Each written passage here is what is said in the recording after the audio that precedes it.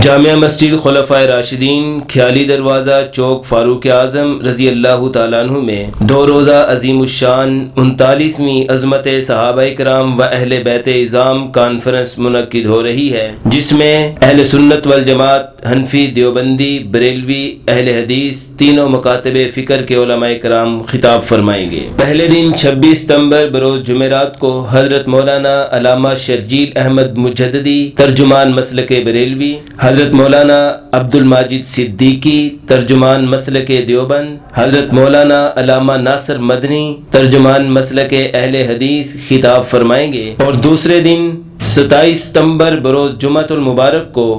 حضرت مولانا حافظ یوسف پسروری صاحب ترجمان مسلک اہل حدیث، علامہ ابن علامہ حضرت مولانا شعیب نجم القادری ترجمان مسلک بریلوی، حضرت مولانا علامہ شبیر احمد عثمانی ترجمان مسلک دیوبند صحابہ کرام کے فضائل و مناقب پہ خطاب فرمائیں گے۔ تمام اہل اسلام سے اپیل کی جاتی ہے کہ جلسہ میں شرکت فرما کر ایمانی غیرت کا ثبوت دیں۔